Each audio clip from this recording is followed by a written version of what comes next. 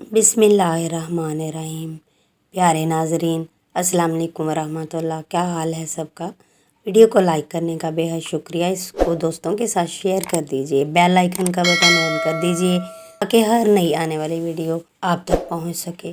Channel को subscribe कर लीजिए और आपकी मोहब्बत का बेहद शुक्रिया। मेरी यूट्यूब फैमिली बहुत बहुत शुक्रिया आपका। आज हम जिक्र कर रहे हैं हज़रत हबीब अजमेर रहमतुल्लाह अलैह करामात। एक औरत रोते हुए आपके पास आई कि मेरा बच्चा गुम हो गया है। आपने उसे सदका करने को कहा और वो बच्चा उसको मिल गया। तो उस औरत ने पूछा कि बेटा तुम कहाँ चले गए थे। लड़के ने कहा कि करमान में था और मेरे उस्ताद ने गोश्त लेने के लिए मुझे बाज़ार भेजा था। रास्ते में अचानक ऐसी आंधी आई कि जो मुझे यहाँ तक उड़ा कर ले आई और मैंने किसी के कहने वाले को ये भी कहते हुए सुना कि ऐ हवा इसको घर पहुंचा दे। और इस एक वाक़े से आपकी दुआओं की बरकत का अंदाज़ा किया जा सकता है। और हज़रत हबीब अजमेर रहमतुल्लाह अलैह बहुत ही नेक इंसान थे। और इसके बाद हज़रत फ़रीदुद्दीन अत्तार साहब फरमाते हैं कि अगर कोई सवाल करे कि इतनी उजलत के साथ हवा ने किस तरह पहुंचा दिया, तो उसका जवाब ये है कि हज़रत सुलेमान रज़ी अल्लाह ताला अन्हु का तख्त एक दिन में 1 माह का फ़ासला तय कर सकता है और बिल्किस का तख्त आने वाहिद में हज़रत सलमान तक पहुंच सकता है। तो ये वाक़या इसके मुकाबले में कुछ भी नहीं है। बसरा में एक मरतबा शदीद कहत साली हुई तो आपने कर्ज़ लेकर खाना गुरबा में तकसीम फरमाया और एक थैली तकिया के नीचे रख ली। और जब कोई कर्ज़ लेने वाला आता तो उसमें से निकाल कर दे देते। तवक्कुल। आपका मकान बसरा के चौराहे पर था और एक दिन आपने कपड़े निकाल कर चौराहे पर रख दिए और ख़ुद कहीं नहाने के लिए चले गए। इत्तफाक से हसन बसरी रहमतुल्लाह अलैह का इस तरफ से गुज़र हुआ तो आपने उनका लिबास शनाख्त करके ख्याल किया कि ये तो हबीब अजमी कहीं छोड़ कर न चले गए हों और अगर कोई उठा कर चल दे तो क्या होगा। और इस ख्याल के तहत आप कपड़ों की हिफाजत के लिए वहाँ ठहरे रहे। और जब हबीब अजमेर रहमतुल्लाह अलैह वापस आए तो हज़रत हसन बसरी रहमतुल्लाह अलैह से फ़रमाया कि आप यहाँ क्यों खड़े हैं।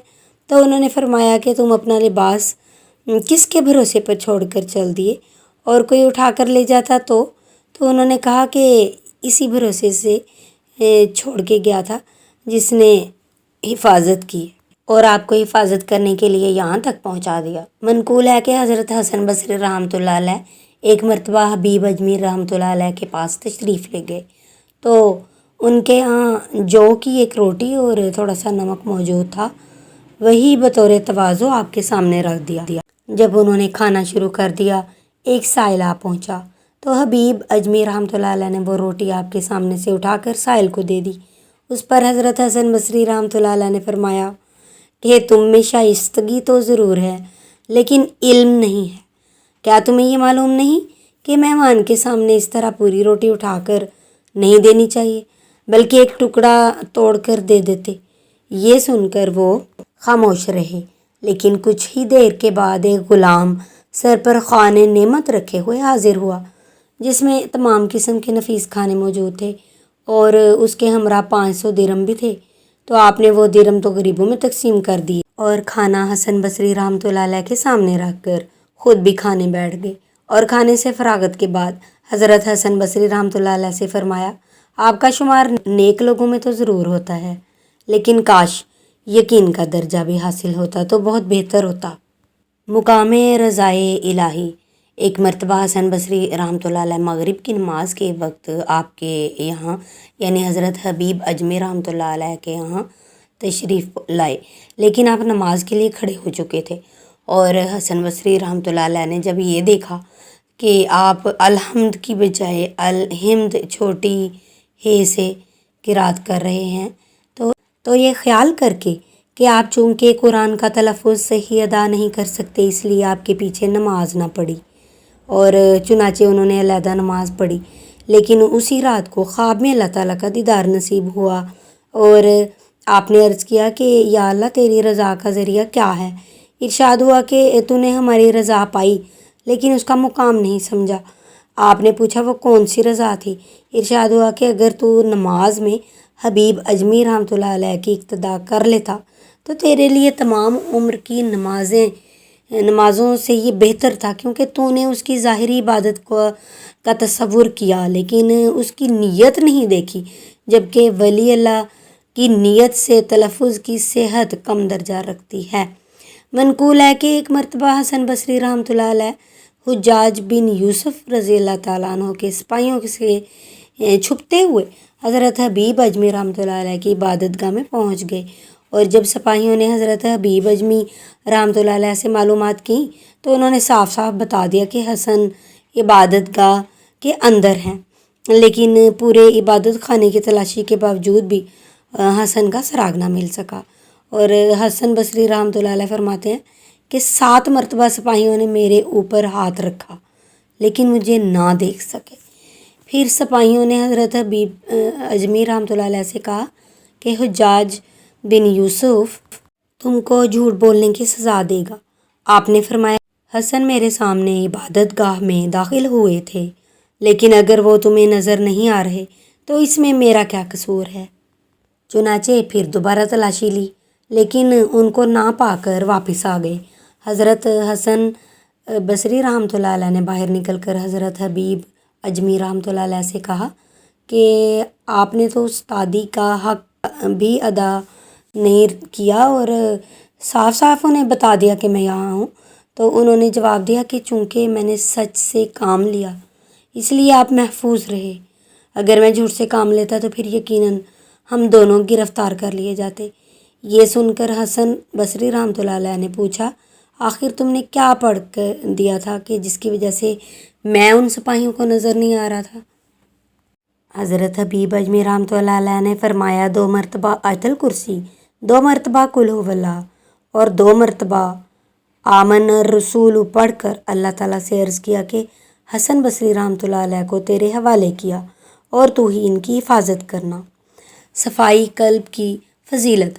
حضرت حسن بصری رحمۃ اللہ علیہ کہیں تشریف لے جا رہے تھے تو دریائے دجلہ کے کنارے حضرت حبیب اجمی رحمۃ اللہ علیہ سے ملاقات ہو گئی تو انہوں نے پوچھا کہاں کا قصد ہے؟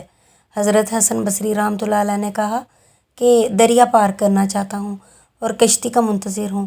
تو آپ نے فرمایا بغض اور حب دنیا کو قلب سے نکال کر مصائب کو غنیمت تصور کرو اور اللہ پر اعتماد کر کے پانی کے اوپر روانہ ہو جاؤ۔ یہ کہہ کر خود پانی کے اوپر چلتے ہوئے دوسرے کنارے پر پہنچ گئے، اور یہ کیفیت دیکھ کر حضرت حسن بصری رحمۃ اللہ علیہ پر غشی طاری ہو گئی، اور ہوش آنے کے بعد جب لوگوں نے غشی کا سبب دریافت کیا تو فرمایا کہ حبیب کو علم میں نے سکھایا، لیکن اس وقت وہ مجھ کو نصیحت کر کے خود پانی کے اوپر روانہ ہو گئے۔ اسی دہشت سے مجھ پر غشی طاری ہو گئی کہ جب روز محشر پل صراط پر چلنے کا حکم دیا جائے گا اور اس میں اس وقت بھی محروم رہ گیا تو کیا کیفیت ہوگی۔ پھر آپ نے دوسری ملاقات میں حضرت حبیب اجمی رحمۃ اللہ علیہ سے پوچھا کہ تمہیں یہ مرتبہ کیسے حاصل ہوا؟ فرمایا میں قلب کی سیاہی دھوتا ہوں اور آپ کاغذ سے آ کرتے رہتے ہیں۔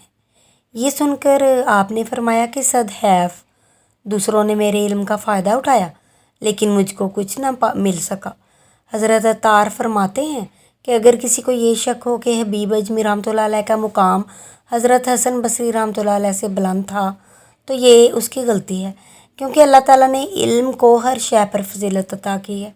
اسی وجہ سے حضور پاک صلی اللہ علیہ وسلم سے خطاب کرتے ہوئے فرمایا کہ قل ربی زدنی علما، اے نبی صلی اللہ علیہ وسلم میرے علم میں اضافہ فرما اور زیادتی عطا کر۔ اور جیسا کہ مشائخ کا قول ہے کہ طریقت میں 14ویں درجے کرامت کا ہے اور 14واں درجہ کرامت کا ہے اور 18واں درجہ اسرار و رموز کا ہے، کیونکہ کرامات کا حصول عبادت سے متعلق ہے اور اسرار و رموز یا چھپی ہوئی چیزوں کا عقل و فکر سے، جیسا کہ حضرت سلمان کی حکومت ہر شے پر تھی لیکن اتباع حضرت موسیٰ کی کرتے تھے، اور خود صاحب کتاب نبی نہ ہونے کی وجہ سے ہمیشہ انہی کی کتاب پر عمل پیرا رہتے۔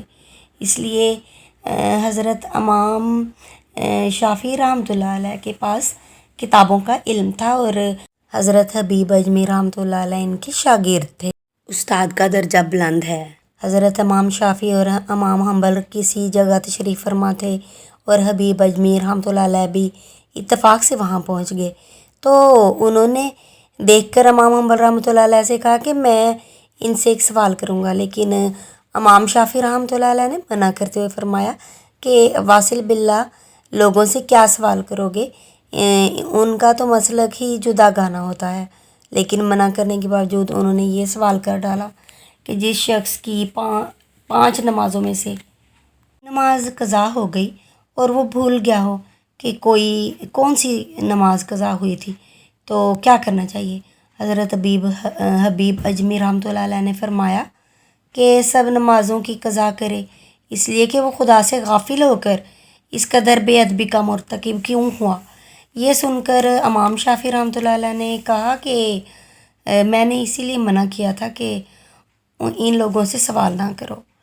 ایک مرتبہ تاریکی میں آپ نے ہاتھ سے سوئی گرا دی، اس وقت غیب سے آپ کا مکان ہی منور ہو گیا، چنانچہ آپ نے آنکھیں بند کر کے فرمایا کہ میں بغیر چراغ کے سوئی تلاش کرنا نہیں چاہتا۔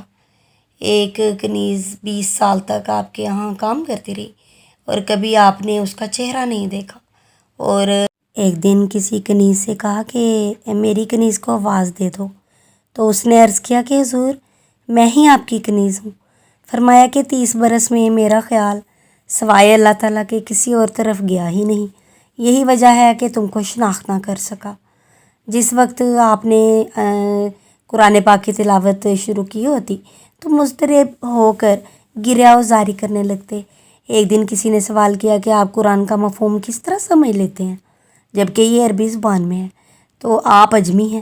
فرمایا کہ میری زبان کو گو کہ اجمی ہے لیکن قلب تو عربی ہے۔ ایک مرتبہ آپ کسی کونے میں بیٹھے ہوئے تھے اور فرما رہے تھے کہ جس کا قلب تجھ سے مسرور نہ ہوا اس کو کوئی مسرت حاصل نہ ہوئی، اور جس کو تجھ سے انس نہ ہو اس کو کسی سے انس نہ ہوگا۔ لوگوں نے پوچھا کہ جب آپ گوشہ نشینی کر رہے ہیں اور دنیا کے تمام امور سے دستبردار ہو چلے ہیں تو یہ بتائیے کہ رضا کس شے میں ہے؟ فرمایا کہ رضا تو صرف اسی قلب کو حاصل ہے جس میں کدورت نہ ہو۔ ایک خونی جس نے قتل کیا تھا تختہ دار پر چڑھایا گیا تو اسی شب لوگوں نے خواب میں عمدہ لباس زیب تن کیے ہوئے دیکھا کہ وہ جنت میں ٹہل رہا ہے، اور جب اس سے پوچھا گیا کہ تم نے قتل کا ارتکاب کیوں کیا تھا، تو اس مرتبہ تک پہنچ گئے ہو، یہ کیا وجہ ہے؟ تو اس نے کہا کہ سولی دیتے وقت حضرت حبیب اجمی رحمۃ اللہ علیہ ادھر آ نکلے تھے اور میری جانب متوجہ ہو کر دعائے مغفرت فرمائی، اور اسی وجہ سے میری مغفرت کے نتیجے میں جنت میں ہوں۔